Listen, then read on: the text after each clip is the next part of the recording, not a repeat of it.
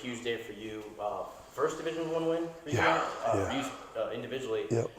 You came in, you're talking about you're wet. I mean, how was the locker room the second you walked in? So it was fun, but it wasn't fun for me. You're getting drenched with cold water is never fun, but just to see a smile on their face made it better after they stopped pouring the water over my head. So, it's a win-win, I guess. And then just today was kind of a complete team effort in what it took to finally be a win, for you guys. What do you think that is a testimony to this team, I guess? No, listen, like I tell you guys every day, I don't like to make excuses, but what's on the table is on the table. We have a whole new team, a tough schedule. These guys could have folded at any time and just given up. And you have to instill confidence in them, but still coach them hard. This week was our toughest week of practice.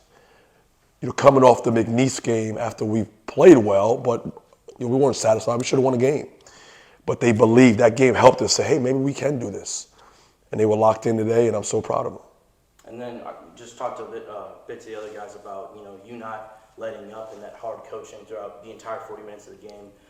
Is that kind of something you've tried to emphasize in yourself to, I guess, make sure you guys finally get the win as opposed to just being in a game and competing and whatnot? Yeah, no, I tell them every day, I said, I will never give up on you.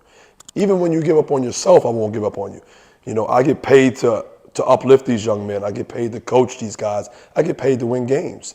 And, like I'm molding young men.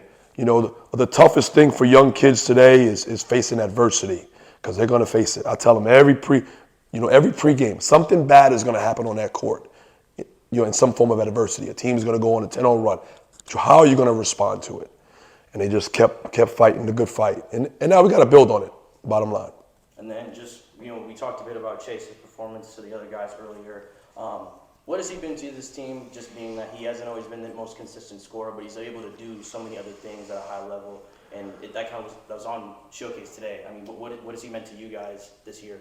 We've been the toughest on Chase, right? And it's a little bit unfair because he plays so hard. I coached against him for 2 years. I saw what he was able to do, and I would tell him it's time to see what I saw at your previous place done here. And I haven't been patient enough with him, but he, continued to fight and didn't let the tough coaching bother him. He just stayed patient, and let the basketball gods handle it, and they rewarded him today.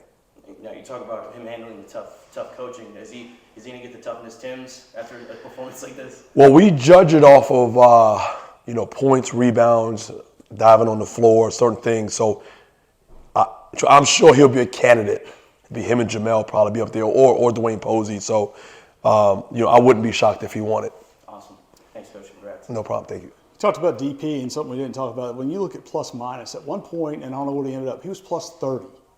That's pretty remarkable, regardless of what position you play and what you do. No, DP is a machine, man. I've made a lot of mistakes this year, and one thing, I can't look back on it, but I'm gonna say it now. Not playing him at the 4 spot from the beginning of the season was a mistake on my part because he's more effective at that position, as he's shown the last 2.5, 3 games that he's played at that position. And, he's always had the talent. It's kind of like Chase. I was kind of waiting for it to come out of him. And, I told him, the last thing I said, it's never too late to be great. All right, we're at the halfway mark of our season. And, it's nothing wrong with being great the rest of the way.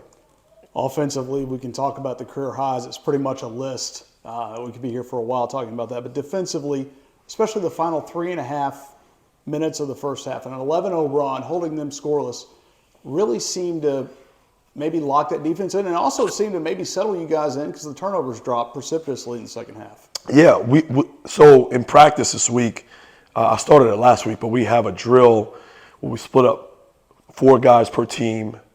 And it's 4-on-4. You got to get 10 stops. Like the first team to get 10 stops wins.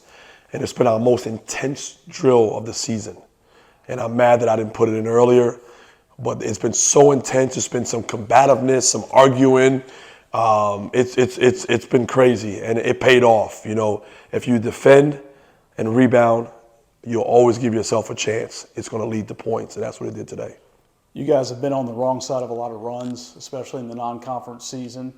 It's got to feel good to be on the right end of, at one point, it was a 37-9 run. I think Patrick said it was 11-0 in the first half, but at one point, 37-9. At that point, you looked at me and you said, "Why is the clock moving so slowly?" It's because you're able to build such a big lead, and you were kind of waiting on this moment. Right. No, like I always say, man, and if you allow it, losing can bring the worst out of you, but when you win, it brings out the best in you.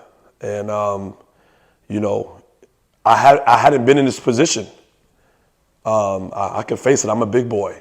We lost a lot of games, and I wanted that clock to tick and tick. Even during timeouts, I wanted it to run. But it feels great. But now we got to build off it. Because the one thing about this isn't football. We play Monday. We don't have a week to to celebrate it. We got to prepare for the team on Monday tomorrow. But that's a good thing from a confidence standpoint too. Absolutely. So we keep stacking the bricks, and it's so great to see a smile on their face. Because I wanted it more for them than me. I'm good.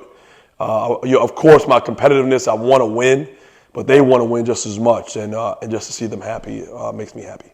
Maybe no one happier, or no happier moment than Carlin Hardy getting a free throw and a three-pointer in the last 45 seconds to a minute. To see the explosion off the bench was kind of indicative of where this team is. Yeah, he paid his dues, but the most joyous part was for him to get that, but just to see the bench so happy for him. And that's a team that shows togetherness and through the good and bad times. So I'm happy. Coach, thanks for your time. Thank you.